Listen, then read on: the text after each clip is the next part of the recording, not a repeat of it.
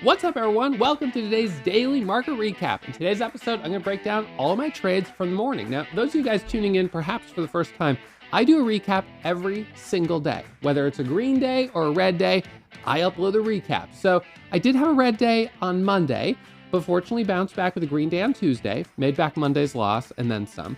And I'm green again today, up $21,042.12, just above my $20,000 hot market daily goal.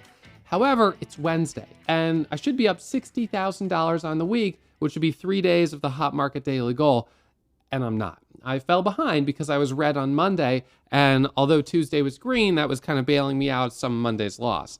So I feel like I'm a little bit behind where I'd like to be on the week, but fortunately, I'm ahead of where I need to be on the month because last week was so strong. So in any case, right now, just kind of chipping away. And this is where I sit on the day. 3 stocks I traded.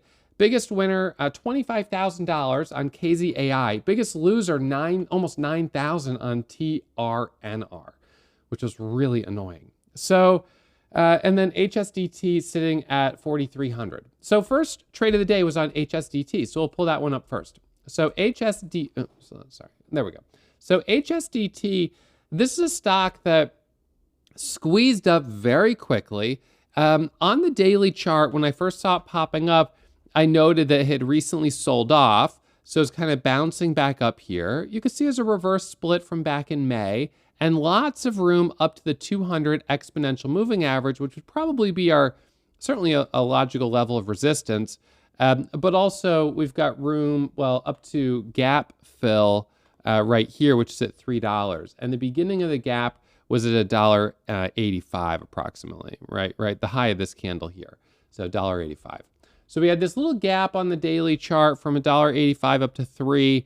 And when we broke over $1.85, that's when I was like, okay, we've got something to work with. So I ended up taking 2 trades on this stock. We'll back it up here. I'll show you my first trade. So first trade was right here. This was an entry where I bought at about $1.93.94, looking for the first 1 minute candle to make a new high and the break through the pre-market high at that point, which was about 204. We got squeezed up to 215, which was not bad. So that was my first trade. Booked some profit right there on that candle. And the only reason I hadn't gotten in sooner was because in this area, it was a little cheaper, $1.30, $1.40. Sort of popped up, sold off a little harder than I thought. From $1.50 down to $1.10. I mean, that's a big pullback. Then it comes all the way back up, but it double tops. Pulls back, comes back up, and I'm like, well, but there's probably going to be resistance at $1.50. Kind of breaks, dips below, goes to 58, dips below, goes to like 61, back down. And then right here, I thought, well, but we might have resistance at that $1.85 spot on the daily chart. We're really close to it. So I didn't take a trade there. And then next thing you know, it goes. So I ended up breaking the ice with my first trade up here to $1.95-ish. Took profit as it popped up here to 210, 215. It dips down again. It comes back up again right there up to 210. So there's a couple little moves right in that area. And then it pulls back a bit more. So in the first area where I traded it, I made about $6,500 right in here, which was pretty solid. I took larger share size. It's a lower price stock. I wasn't too concerned about that. But had a nice trade, a couple trades right in there. So 6,500, 6,800, something like that. Then it dips down, pulls back, dips a little bit lower. And I got back in right here for the breakthrough VWAP. And I was looking for a squeeze back up. Now, this was a little bit of a risky trade, and I ended up losing $2,000 on it, or $2,500. I sized up. I was like, all right, if this breaks VWAP, this could be a really nice squeeze back up to 85, and then who knows, maybe $2. So that was the setup. Rejected, stopped out, lost 2,500 bucks. All right, so sitting at 4,300 on HSDT. Then the next stock I traded was KZIA. And on KZIA, this one was kind of interesting. So on this one, I broke the ice with my first trade actually right here as it was curling up. So it popped up, pulled back, popped all the way up to almost 10, didn't trade it there, dips down, pops up, dips down, and I got in right here for this squeeze. It goes up to about $9.50, which is pretty good. And I made about $3,800 or almost $4,000 on it. So I was like, nice. Okay, good trade. Then it hit a high of 950. It dips down to about 9 right here for a second. And I bought that dip, and then it drops all the way to 8. And so I ended up giving back what I had just made. And I actually was read $1,500 on KZIA. And I was like, golly, well, that wasn't so great. Now we'll look at these trades here in a minute. But so KZIA, initially I had some profit, and then I turned around and was red on it. So that put me at 5,000 in the green on the day. And let's see. So this was at, what time was this? This was right around 8:04, 8:05, 8:06. All right. So then TRNR, this popped up. What time was this? Yeah, this was at 8:10.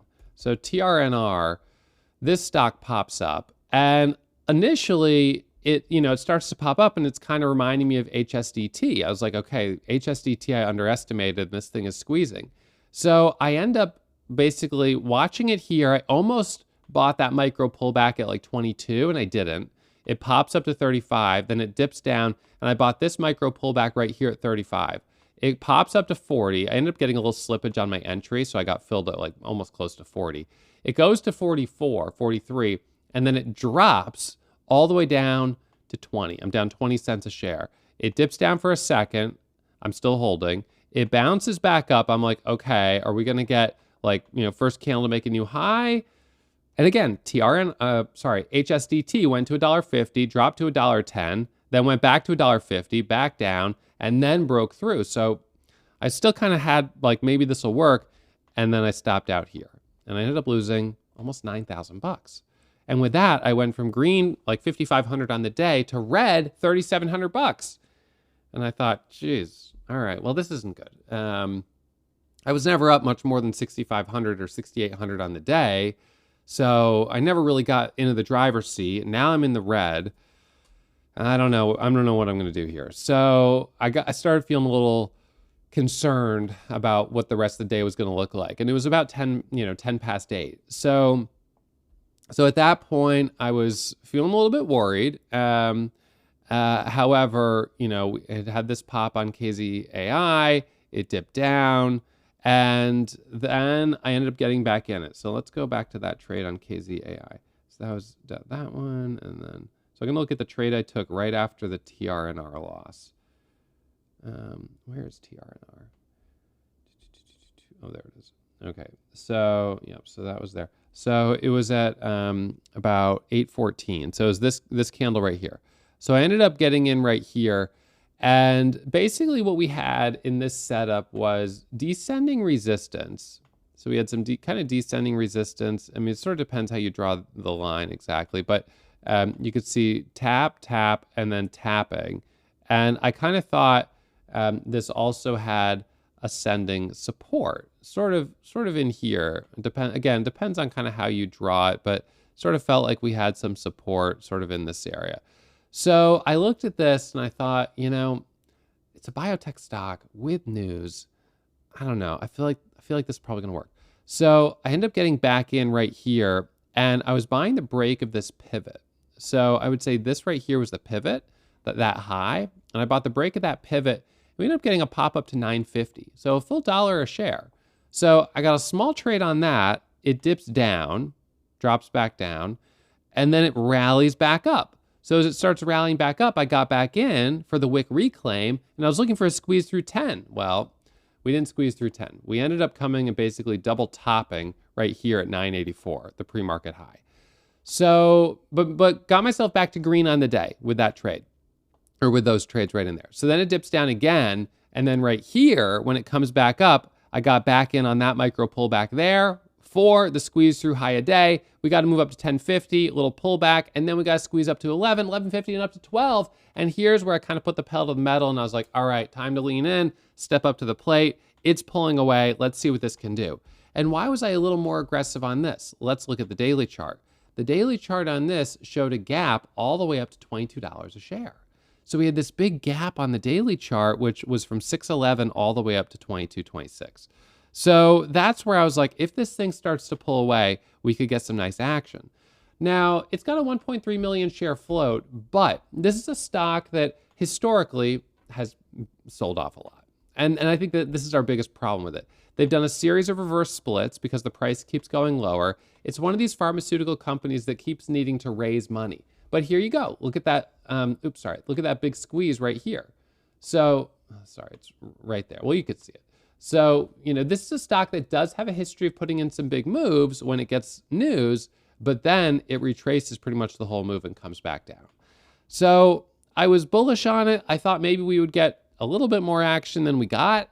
So I'm not sure why it didn't work a little bit better, but nonetheless, that got me all the way up to about 23,000 on the day. And then I gave back about 2,000 off the top, and I said, all right, enough's enough. I'm going to keep 20 grand in my pocket, 21,000, and live to trade another day. And that's, that was my last trade.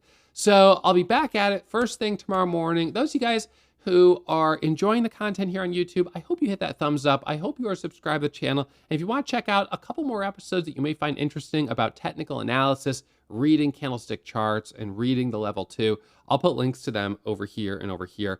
And as a reminder, as always, trading is risky. My results aren't typical, so please manage your risk, take it slow. And I'll see you guys back here streaming bright and early tomorrow morning for members at Warrior Trading.